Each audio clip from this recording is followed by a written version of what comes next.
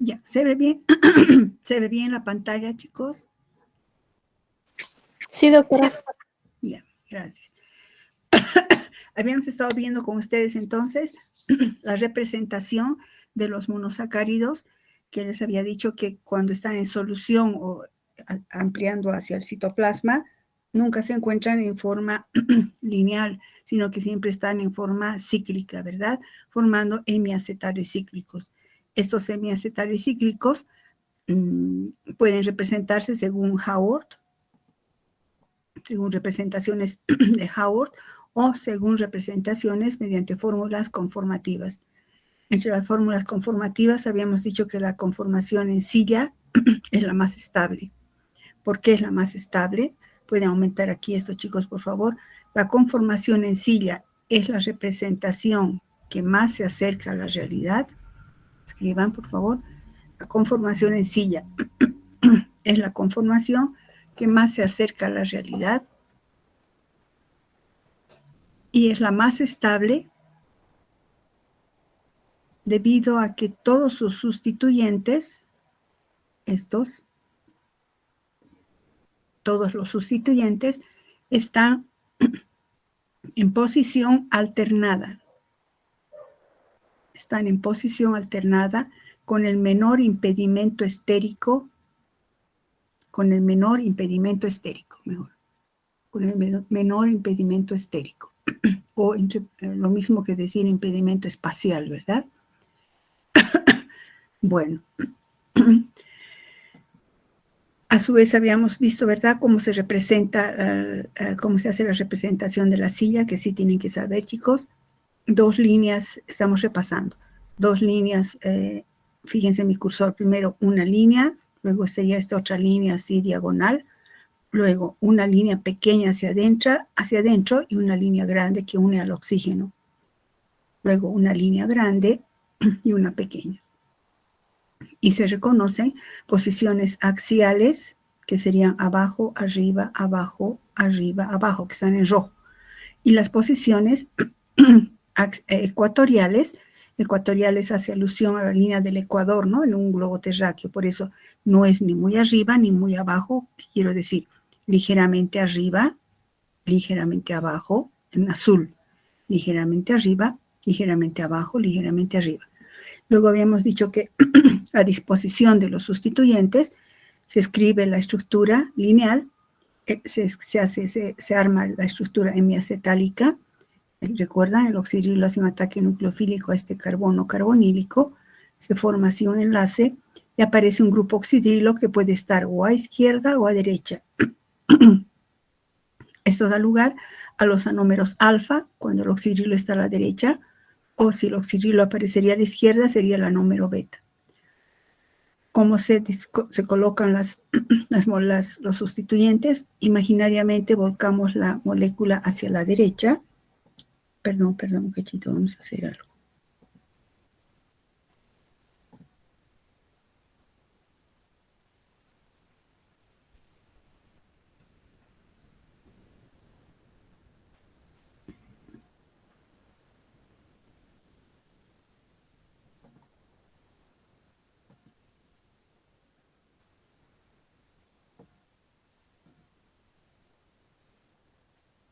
O sea, imaginariamente volcamos la molécula hacia la derecha, y todos los sustituyentes que están a la derecha quedarán abajo. Los sustituyentes que están a la izquierda quedan arriba. Entonces, este primer carbono tiene el oxidrilo a la derecha, entonces irá abajo, axial abajo. El siguiente carbono tiene el oxidrilo a la derecha, también irá entonces en ecuatorial abajo. El carbono 3 tiene el oxidrilo a la izquierda, irá entonces en ecuatorial arriba. El carbono 4 tiene el oxidrilo a la derecha, entonces tendrá que ir abajo, ecuatorial abajo. Y luego el hidroximetil, como quiera, que es la D-glucosa, irá arriba. En este caso, los hidrógenos no estoy colocando, basta con disponer los hidrógenos, los oxidrilos, perdón. Entonces, esta sería la alfa de glucosa. Ustedes sé que han hecho esto en orgánica, entonces estamos repasando. ¿Por qué repaso? Porque sí es necesario que la sepan escribir cuando veamos a los carbohidratos superiores. Configuración D, entonces alfa de glucosa. Bueno, habíamos quedado acá. Entonces, ¿qué se observa? Se observa un fenómeno especial, o sea, primero, ya está claro de que la glucosa puede existir en forma de dos anómeros. El anómero alfa, cuando el oxidrilo está hacia abajo, y el anómero beta, cuando el oxidrilo del carbono anómerico, el anómero alfa, cuando el oxidrilo del carbono anomérico, que es este, está abajo, y si estuviera el oxidrilo arriba, sería el anómero beta. Entonces, lo que ocurre es una interconversión entre el anómero alfa y el anómero beta cuando se coloca en solución. Si primero recordamos que aplicando la rotación óptica, el anómero alfa es dextrorotatorio con una rotación específica. Recuerdan, alfa 20D es rotación específica, significa ángulo de rotación, 20 significa 20 grados centígrados y D es la longitud de onda de la línea D del sodio. Entonces, alfa 20D del anómero alfa es dextrógiro con un ángulo de rotación de 112 grados geométricos. Y el anómero beta tiene una rotación también dextrógira, pero de 18. Si dejamos por un tiempo, por ejemplo, una solución de cualquiera de los anómeros, pasado un tiempo, se establece un equilibrio entre los anómeros alfa y beta. Por ejemplo, si al principio colocamos una solución de glucosa y vemos en el polarímetro y nos da 112, pasa una media hora y volvemos a ver la misma solución y resulta que ya no es 112, más o menos está en 52. Entonces uno dice, ¿qué pasó? ¿Por qué si inicialmente era 112? Lo que sucede es lo que acabo de decirles, que se establece un equilibrio entre el anómero alfa y beta. Entonces, ese fenómeno se denomina mutarrotación. El anómero alfa, que sería este, ¿verdad? Con su oxidrilo hacia abajo, escriban esto por favor aquí. Aquí pongan una rayita. Se abre este enlace y se forma la estructura lineal. Otra vez este oxidrilo ataca aquí y se forma ahora el anómero beta. Otra vez ponga una rayita y se abre este enlace. Otra vez pasa por la estructura lineal y se forma la estructura beta. Entonces lo que habría es se establece un equilibrio. Permítanme, voy a hacer algo aquí.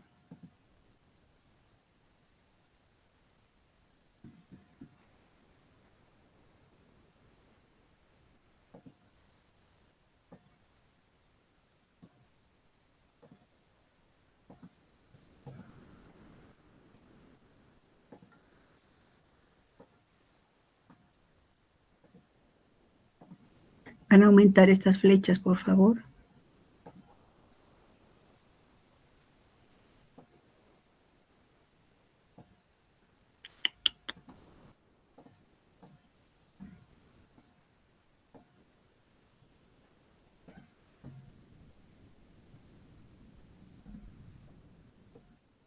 Eso.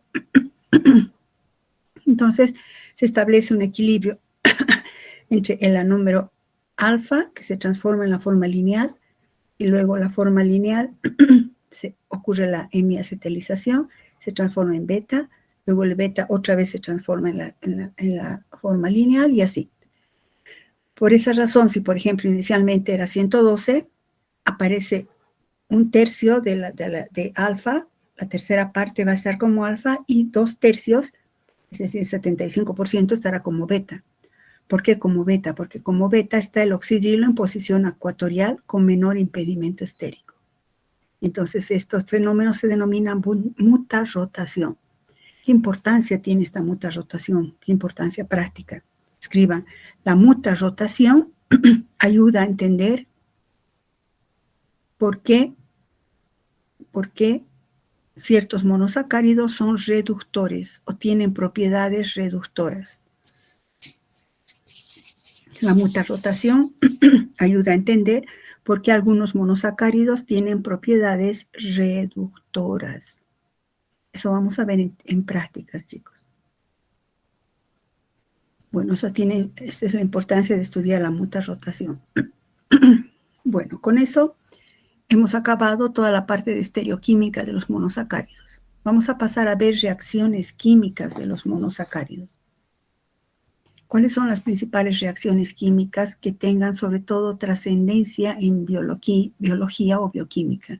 No vamos a ver de química neta, sino de bioquímica. Entonces, para saber qué tipo de reacciones químicas tiene una molécula, ustedes han debido ver eso en orgánica, lo que hay que hacer es ver cuántos tipos de grupos funcionales tiene. Por ejemplo, la glucosa tiene 2 tipos de grupos funcionales, un grupo carbonilo aldehídico y grupos oxidrilo. No digo cuántos, sino digo 2 tipos de grupos funcionales. Pues entonces la química de esta molécula va a estar relacionada con las propiedades de estos grupos. Así el grupo carbonilo, que es este, saben ustedes que el grupo carbonilo aldehídico es fácil de oxidar y también fácil de reducir. Se encuentra al centro de la escala de alcanos, alquenos, aldehídos y cetonas, ácidos y derivados de ácidos. Entonces, el grupo carbonilo va a dar reacciones de oxidación y reducción. En cuanto al grupo oxidrilo, el grupo oxidrilo puede formar ésteres. ¿Cuándo? Cuando reaccione el oxidrilo con un ácido, por ejemplo. Formará ésteres. Y también los grupos hidroxilo u oxidrilo es lo mismo, ¿no? Hidroxilo u oxidrilo es lo mismo. Pueden formar también éteres, es decir, cuando reaccione este grupo oxidrilo con otro grupo oxidrilo. En química, en la química de los monosacáridos, esos éteres se llaman glicósidos. En la química, en bioquímica, esos éteres se llaman glicósidos. Entonces vamos a ver cómo van a dar reacciones de oxidación-reducción, van a dar reacciones de formación de ésteres y reacciones de formación de éteres. Bueno, empecemos con reacciones de esterificación, está entre las más importantes. Las reacciones de esterificación. En las reacciones de esterificación se forman 2 grupos importantes de productos. Los fosfatos de ésteres y los azúcares de difosfonucleósidos. ¿Qué es eso? Ahorita vemos. Estamos viendo ahorita la química del grupo hidroxilo. El grupo hidroxilo de los monosacáridos forma fácilmente ésteres cuando reacciona con ácidos o anhídridos. Recordemos, un alcohol más un ácido o anhídrido forma ésteres. Entonces, los ésteres de azúcares o monosacáridos, se llama ésteres de azúcares en general, en realidad estamos hablando de ésteres de monosacáridos, ¿no? Más importantes que existen en las células vivas son los fosfatos de ésteres y los difosfatos de ésteres de nucleósidos, o llamados NDP azúcares. ¿Qué será NDP? Escriban ahí. NDP se refiere a nucleósidos, escriban. La N de nucleósidos, la D de di y la P de fosfatos. Entonces vamos a ver cómo se forman estos 2 productos. Fosfatos de ésteres de azúcares primero. Son los importantísimos azúcares 6-fosfato. ¿Cómo se forman los ésteres de azúcares? A ver si para que no sea ambiguo o no sea abstracto. Los ésteres. Si es éster, entonces está reaccionando el grupo oxidrilo del monosacárido. Va a reaccionar con un ácido para formar ésteres. Bueno, se forman entonces los azúcares, los ésteres de azúcares, se forman por un proceso de fosforiltransferencia, es decir, la transferencia de un grupo fosforilo al azúcar. Bueno, se puede hablar de un modo general del azúcar, que no quiero decir que es la sacarosa, chicos, cuidado. Se forma por un proceso de fosforiltransferencia al monosacárido, mejor. Esta reacción es catalizada por enzimas denominadas cinasas, que las vamos a usar mucho y al año ustedes en cada momento. Repito, esta reacción está catalizada por enzimas llamadas cinasas. Estas enzimas participan en reacciones de fosforilación. ¿Qué será fosforilación? que un grupo fosfato ingresa a una molécula como sustituyente. ¿Quién aporta el grupo fosfato? Pues el ATP. Actúa como donador de fosfato. Por ejemplo, esta es la reacción. Y tenemos una glucosa. ¿Cuál sería? Si está arriba el oxidrilo, sería beta de glucosa o glucopiranosa, que va a reaccionar con un nucleótido. Este es un nucleótido, el ATP o adenosín trifosfato. Por acción o catalizado, la reacción está catalizada por una glucosinasa. Me hemos dicho, ¿verdad? Por enzimas sinasas. Como en este caso es la glucosa, se llama glucosinasa. Esta enzima glucosinasa garantiza que el grupo oxidrilo, escriban, la enzima sinasa, donde quieran escribir, la enzima sinasa garantiza que el grupo oxidrilo del carbono 6, la glucosinasa garantiza que el grupo oxidrilo del carbono 6, fíjense, carbono 1, 2, 3, 4, 5, 6, garantiza que el grupo oxidrilo del carbono 6 realice un ataque nucleofílico al grupo fosfato más externo del ATP, al grupo fosfato más externo del ATP. ¿Qué sería esto, chicos? Este oxidrilo hace un ataque, fíjense en mi cursor, hace un ataque nucleofílico al grupo fosfato más externo. ¿Por qué? Porque este fósforo es susceptible de ataque nucleofílico, porque entre el oxígeno y el oxígeno es más electronegativo. Entonces esto está parcialmente negativo, fósforo parcialmente positivo. Entonces este oxidrilo hace un ataque aquí. Sigan escribiendo. Aquí pongan una rayita. Se rompe este enlace.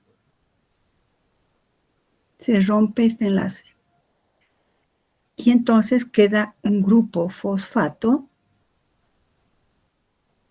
añadido al grupo oxidrilo como sustituyente, ¿no?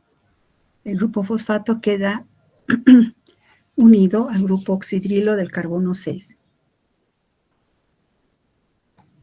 formando así en este caso beta, porque esto está arriba, beta de glucosa 6-fosfato, en posición 6 fosfato. Y dando como subproducto el ADP. Si este era adenosín tri, ahora es adenosín difosfato. Lo importante aquí es que se forma esta molécula. Este es un éster un fosfoéster de monosacárido. Un fosfoéster de monosacárido. La glucosa 6-fosfato, la famosa glucosa 6-fosfato. Todos estos grupos fosfato, fíjense, están ionizados. -2, negativo, negativo. Todos están ionizados. Esta es la fórmula desarrollada de la alfa-D-glucosa 6-fosfato. Si se fijan, esta sería la alfa, porque está ahora abajo esto, alfa-D y fosfato. Y el fosfato tienen que escribirlo así, chicos. Recuerdan, el fosfato es un elemento que tiene el octeto expandido, que hemos repasado en el capítulo 1. El fósforo puede estar con 10 electrones. Entonces, siempre va a estar como fosfato, así mismo se llama. Es decir, ionizado. ¿Por qué va a estar ionizado? Perdón, esto es importante, esto tienen que saber escribir, chicos. ¿Por qué va a estar ionizado? Si vemos el grupo fosfato, este sería el ácido fosfórico, cuando se ioniza uno de sus oxidrilos, por ejemplo el pK de este grupo oxidrilo está entre 1 y 2, quiere decir que es a menor pK, mucha acidez, o sea, es muy ácido. Luego, cuando se ioniza el otro grupo oxidrilo, tiene un pK de 6, entre 6 a 7. Si ustedes recuerdan, el pH fisiológico está entre 6,5 y 8. Entonces, a pH fisiológico, siempre esto va a estar ionizado, porque 6,5 y 8, 6 a 8, 6 a 8,5, perdón, es más alcalino que 6 o que 1 y 2. Entonces es lógico pensar que estos no van a estar así, sino van a donar sus protones y van a quedarse en forma ionizada. Si el grupo fosfato siempre está ionizado a pH fisiológico, porque su pK es inferior al valor del pH fisiológico. Por eso mismo se llama fosfato, glucosa 6-fosfato, no es ácido glucosa 6-fosfórico, no, glucosa 6-fosfato. Bueno, entonces, existen los importantes azúcares fosfato, o sea, azúcares o monosacáridos fosforilados. Se llaman azúcares fosfato. Tenemos la glucosa, que es la reacción que ahorita acabamos de ver. Esta misma reacción. Esta reacción. La glucosa más ATP por acción de una glucosinasa nos va a formar la glucosa 6-fosfato. Resumida, en forma resumida, sería así.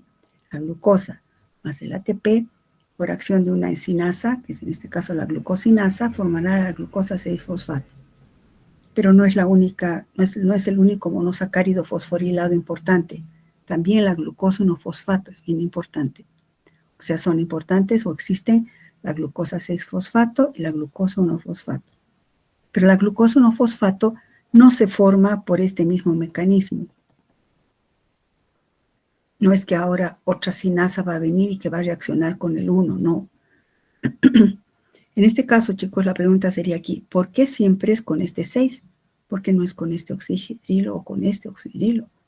Siempre es con este porque la enzima así lo condiciona. Cuando veamos enzimología vamos a ver que tiene su sitio activo, que tiene una configuración estérica particular que hace que una reacción suceda de una manera y no de otra.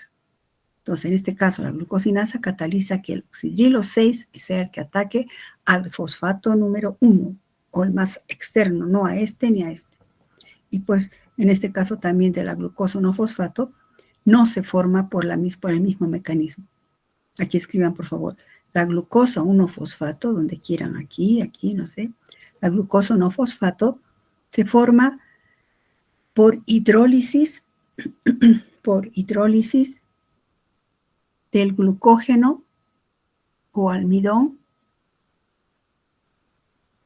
por acción de una enzima denominada fosforilasa del glucógeno. Por acción de una enzima denominada fosforilasa del glucógeno, si es que fuera glucógeno, ¿no? Entonces, la glucosa 1-fosfato tiene ese origen.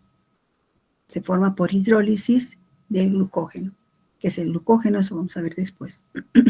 Entonces, hay dos importantes monosacáridos o azúcares fosfato, la glucosa 6-fosfato y la glucosa 1-fosfato. ¿Qué importancia biológica tienen estos fosfatos de ésteres de azúcares? Pues representan la forma metabólicamente activa de los azúcares. ¿Qué quiero decir con eso? Escriban. ¿Qué significa? Que son la forma metabólicamente activa de los azúcares. Significa que para ingresar a cualquiera de las rutas metabólicas, la glucosa u otros monosacáridos tienen que estar siempre fosforilados. Para ingresar a cualquier ruta metabólica, la glucosa y otros monosacáridos tienen que estar siempre fosforilados. Si no, la enzima no les reconoce. 1, eso. 2, ¿qué otra importancia tiene?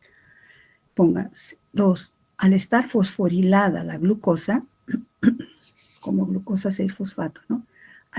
También así, al estar fosforilada la glucosa, no puede atravesar la membrana plasmática. No puede atravesar la membrana plasmática. En consecuencia, no se pierde glucosa al exterior.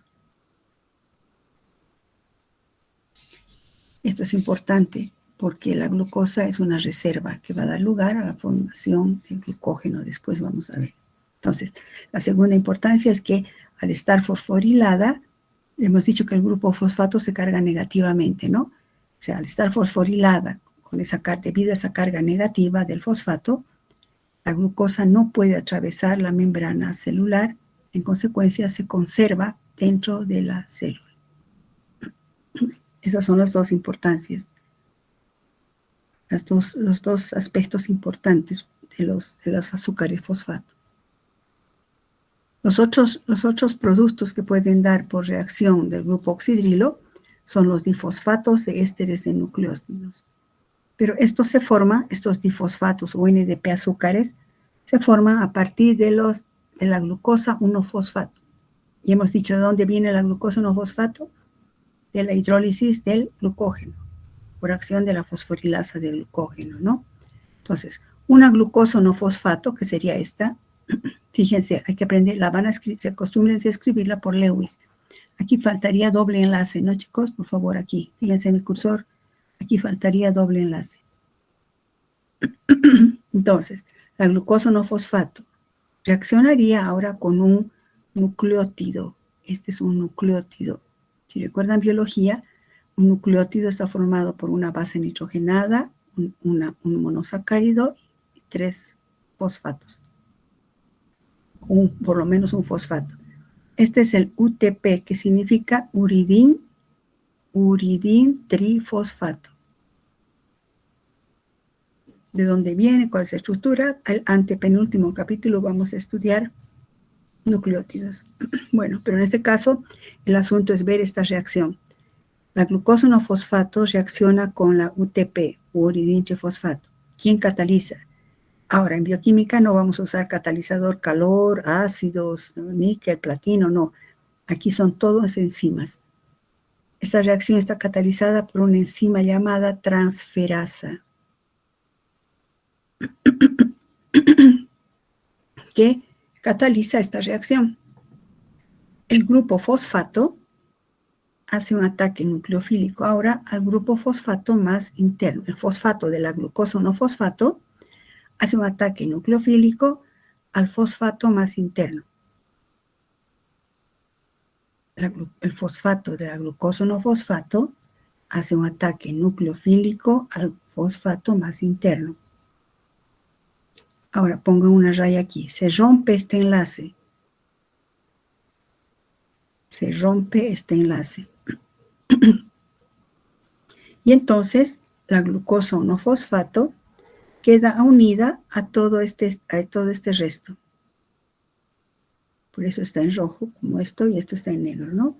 Queda unido al resto de la molécula del UTP, formando así la UDP-glucosa. ¿Por qué UDP? Uridín difosfato de glucosa. Y como esto se rompió, pues nos liberaría esto. Fíjense que estoy encerrando en un círculo, encierren ustedes, es el pirofosfato, que sería este. Se libera pirofosfato, que sería esto, enciérrenlo en un círculo. Este es el pirofosfato que se libera. Y entonces, ¿qué se ha formado? La UDP-glucosa, la UDP-glucosa más pirofosfato. Esta UDP-glucosa es lo que se llama un difosfato de éster de azúcar, o de nucleócido, perdón. Difosfato de éster de nucleócido, o un NDP azúcar. Nucleócido difosfato de azúcar, UDP-glucosa. ¿Qué importancia biológica tienen estos NDP azúcares? Pues son intermediarios en muchas reacciones del metabolismo de los carbohidratos que van a haber al año. Por eso es necesario que aprendan en este año. ¿Cuáles son esas reacciones importantes en las que participan los NDP azúcares? Están primero la biosíntesis de carbohidratos oligoméricos y poliméricos. O sea, gracias a los NDP azúcares se pueden sintetizar los disacáridos, trisacáridos o polisacáridos. Por ejemplo, esto está simbolizando eso. Glucosa N, por ejemplo, un oligosacárido de 5 glucosas que se han unido, 5 glucosas unidas. Cuando entra en contacto con la UDP-glucosa, esta UDP-glucosa lo que hace es donar residuos de glucosa. Dona un residuo de glucosa y si era glucosa N, ahora será glucosa N más 1. Si esta es otra UDP-glucosa viene y será glucosa N más 2 y así, hasta que se forme uno de 10, de 11, de 12 o un polisacárido. Entonces, esa es una de las reacciones importantes de los NDP azúcares. ¿En qué reside su importancia aquí? es que la UDP-glucosa o los NDP-azúcares lo que hacen es donar residuos de glucosa, repito, donan residuos de glucosa para formar carbohidratos de mayor número de unidades monoméricas, o sea, oligo o polisacáridos. Esto es bien importante. Otra reacción importante en la que participan es la interconversión isomérica entre galactosa y glucosa, o viceversa. Así, la UDP-glucosa que se ha formado puede transformarse en UDP-galactosa, o viceversa, la UDP-galactosa puede transformarse en UDP-glucosa y luego cumplir esa función. ¿Por qué es importante esto? Al año ustedes van a ver el metabolismo, y nosotros también un poco este año, que la glucosa es la molécula más importante. La mayoría de los monosacáridos que están en los alimentos, por ejemplo, la galactosa está en la leche. Cuando consumimos leche, esa galactosa no se pierde, esa galactosa se tiene que convertir en glucosa para entrar en las rutas metabólicas. Entonces, se puede transformar la glucosa en galactosa o la galactosa en glucosa. Aquí pongan, por acción de una enzima denominada isomerasa, porque es una reacción de isomerización. La enzima se denomina isomerasa, por acción de una enzima isomerasa. Aquí voy a poner.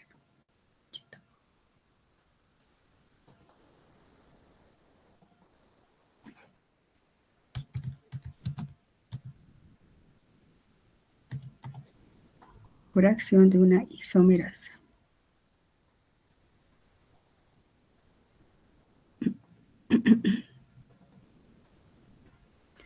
Bueno, esas son dos reacciones en las que participan los NDP azúcares. ¿De cómo se forman los NDP azúcares? A partir de la glucosa 1-fosfato por acción de estos nucleótidos y catalizado por una transferasa se forman los UDP, glucosa. Y esta glucosa 1-fosfato, ¿de dónde deriva? Pues deriva de la hidrólisis del glucógeno. Yo sé que parece medio complicado ahorita, pero es que no puedo dejar de mencionar estas reacciones. Después va a estar mucho más claro. Son las millitas que les digo que se va dejando.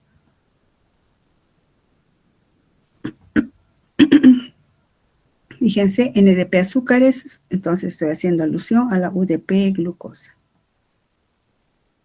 Eso en cuanto a las reacciones del grupo oxidrilo. En cuanto a las reacciones del grupo carbonilo. El grupo carbonilo se reduce y se oxida con facilidad. Entonces vamos a ver reacción de oxidación. Cuando se oxida, primero veamos la oxidación. La oxidación del grupo carbonilo da lugar a ácidos denominados ácido glucónico, por si esta es la glucosa. De un modo general se forman los ácidos aldónicos, de las aldosas, ¿no? Aldónicos. Si eso fuera la galactosa sería ácido galactónico, manosónico. Bueno, pero vamos a hacer énfasis en la glucosa. Ácido glucónico. También se puede oxidar, por química orgánica saben ustedes, los alcoholes primarios se oxidan fácilmente.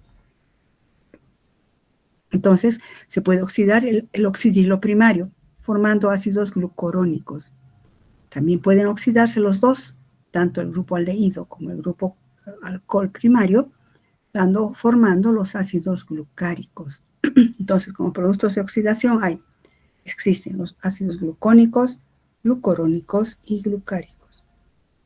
¿Cómo es esto? Por ejemplo, tenemos la glucosa, que se va a oxidar, por ejemplo, el grupo carbonilo. Si se oxida hasta un grupo carboxilo, ustedes saben que el siguiente nivel de oxidación del grupo carbonilo es el grupo carboxilo. De un aldehído se oxida hasta un ácido. Entonces sería el ácido glucónico, así como está escrito. A su vez, si se oxidaría el oxidrilo primario, nos daría el ácido glucurónico. Si se oxidan los dos, tanto el alcohol primario como el grupo carbonilo, nos forman los ácidos glucáricos. ¿Qué importancia tiene esto en bioquímica? Esta oxidación. Esta oxidación da lugar a ciertos derivados de ácidos que participan en rutas metabólicas, como por ejemplo, se forman las lactonas.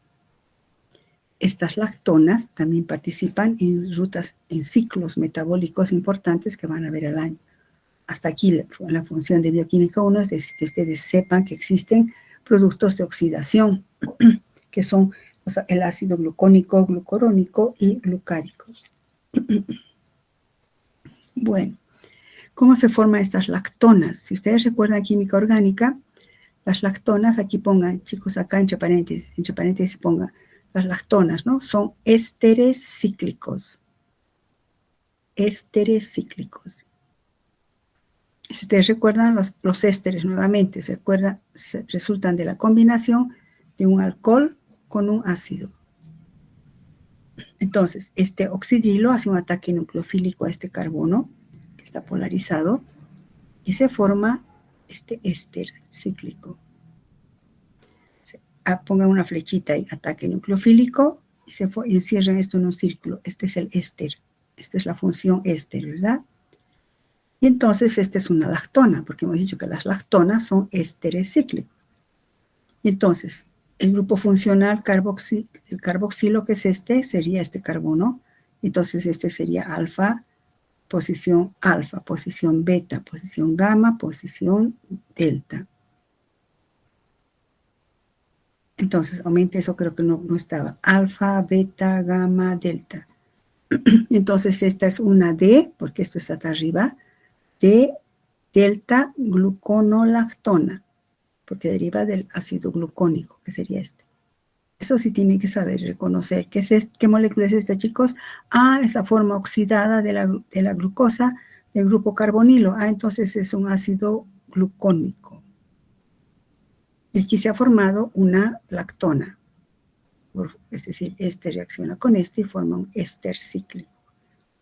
Esa es una importancia de reacciones importantes de los resultados de la oxidación del grupo carbonilo. También los ácidos urónicos. ¿Recuerdan los urónicos que son? Son los urónicos, estos que resultan de la oxidación del grupo del oxidrilo primario, que sería este ácido glucurónico. Se ha oxidado el oxidrilo primario. Y entonces hemos dicho, recuerdan, nunca se quedan así, sino que en solución acuosa o en el citoplasma, este oxidrilo hace un ataque nucleofílico y se forma un hemiacetal. Entonces este sería el hemiacetal del ácido glucurónico. Ácido beta D glucurónico, forma cíclica. A partir del ácido glucurónico forme el ácido beta, la forma hemiacetálica. Eso tienen que saber. A partir del glucurónico formen la fórmula hemiacetálica. ¿Por qué, chicos? Porque cuando lleven en bioquímica 2 directamente aparece en la estructura el glucurónico. ¿Y de dónde ha salido el glucurónico? Si no saben, bueno, ya es un ruido, ¿verdad? Bueno, estos ácidos urónicos forman parte de polisacáridos naturales. Por ejemplo, el ácido hialurónico. Aumenten esto. Por ejemplo, en el ácido hialurónico, el famoso ácido hialurónico en cosmetología. En el ácido hialurónico están presentes estos ácidos urónicos. De ahí mismo viene su nombre, hialurónico. Eso en cuanto a reacciones de oxidación del grupo carbonilo. También el grupo carbonilo puede reducirse. La reducción del grupo carbonilo, escriban eso por favor, la reducción del grupo carbonilo se lleva a cabo por enzimas específicas denominadas, se lleva a cabo por acción de enzimas específicas denominadas enzimas deshidrogenasas. Lo que está acá, que utilizan como ayudantes, entre comillas, póngale ayudantes, a coenzimas. ¿Qué es eso? Más tarde vamos a aprender. Utiliza ayudantes que son coenzimas como estas, que significan NADH más H o NADPH. Esto aumenten, chicos. NAD significa N de nicotinamida, A de adenín y D de dinucleótido. Aumenten esto. La N, la A y la D. Y hidrógeno significa reducido. Nicotinamida, adenín, dinucleótido reducido. ¿Qué es eso? Después vamos a ver. Ahorita lo que me interesa, estamos en esto, que los monosacáridos se pueden reducir. ¿Y qué cosa forman por reducción? Forman alditoles. Al de aldosa, sufijo ol significa alcohol. alditoles. ¿Cuáles son esos alditoles? Los que abundan en la célula son que se llamaría glicerol, que se llama glicerol. Pongan aquí, resultante de la reducción del gliceraldehído. Resultante de la reducción del gliceraldehído. Esta otra molécula, el ribitol. Resultante de la reducción de la ribosa. Aquí, chicos, le faltan sus rayitas, ¿no ves? Sus enlaces, que como yo he hecho en computadora, no siempre me salía bien. Aquí son las rayitas. Luego tenemos el glucitol, producto de la reducción de la glucosa. Y luego el galactitol, producto de la reducción de la galactosa. Todos estos participan en diferentes reacciones a nivel celular. Luego tenemos los aminoazúcares. ¿Qué son los aminoazúcares? Seguimos en monosacáridos, chicos. Son derivados de monosacáridos y son componentes de muchos polisacáridos naturales. ¿Qué son los aminoazúcares? Son aquellos en los que, por ejemplo, en este caso, el grupo oxidrilo ha sido sustituido por un grupo amino. Y entonces, esta estructura, si es la glucosa, en posición 2 hay un grupo amino en lugar de un oxidrilo, ¿no? Se llamará beta, porque eso está arriba, beta de glucosamina. Esto vamos a ver de qué se trata, la abreviación. Esto que sería, si esta es la galactosa, sería beta de galactosamina. También puede ocurrir que este grupo amino se acetile, o sea, reaccione con un agente acilante y nos forme esta estructura. Este es un grupo acilo. Entonces, su nombre será N-acetil, es un acetil, ¿no? De 2 del ácido acético, es un nombre común. N-acetil beta de glucosamina. Estas son sus abreviaciones que ahorita vamos a ver. Entonces, son derivados aminados de los monosacáridos que también participan en muchas reacciones. Entonces, ¿en qué consiste? En el reemplazo de un oxidrilo por un grupo amino. Y ese grupo amino, a su vez, puede estar acilado o acetilado, y sus nombres correspondientes son estos, ¿no? N-acetil beta de glucosamina.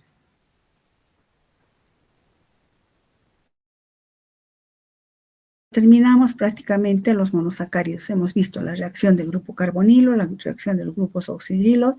En la reacción de los grupos oxidrilo hemos visto la formación de los azúcares fosfato, glucosa 6-fosfato, glucosa 1-fosfato. Y luego la reacción de los NDP azúcares sintetizando la UDP-glucosa, por ejemplo. Luego hemos visto la oxidación del grupo carbonilo que forma los ácidos aldónicos o glucónicos, glucorónicos y glucáicos. Y luego la reducción que forma los alditoles. Y ciertas reacciones específicas y especiales de los monosacáridos, que son estas, en las cuales aparecen grupos amino en ciertas posiciones. Esos grupos amino también pueden estar acilados o acetilados. Con eso prácticamente hemos acabado monosacáridos, nada más. Vamos a entrar a glucósidos, para ingresar al estudio de los oligosacáridos. Vamos a quedar acá. ¿Alguna pregunta, chicos? Voy a anotar dónde hemos quedado.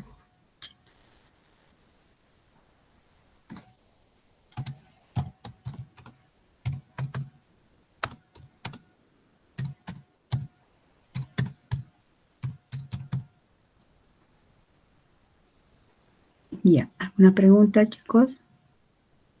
Si no hay pregunta ahora, como siempre digo, tal vez la siguiente clase. ¿Qué quiero decir con eso, chicos? Que implícitamente estoy diciéndoles repasen. Repasen, por favor, repasen. Venga, entren a clases repasando, no están en exámenes ni nada. Repasen, porque si van repasando, cualquier duda que tengan van anotando y luego me preguntan para salvar las dudas. Y de paso están casi estudiando, o sea que luego cuando pase el tiempo y tengan el examen, ya no es recién se están desayunando como era, no ve chicos, repasen, me toca mañana bioquímica, a ver, repasaré, hasta tienen una grabación, pueden grabar, pueden hacer unos apuntes, los asuntos que aprendan, no solo que aprueben chicos, no, que aprendan. Bueno, si no hay preguntas, repito, siempre puede haber la siguiente clase. Bueno, chicos, nos vemos mañana en clases, chicos, tenemos 2 periodos. Si no hay preguntas, pues hasta luego, chicos, nos vemos mañana. Sí. Hasta luego, chicos. Ahora. Hasta luego, chiquitos. Hasta luego, chiquitos. Escuchen.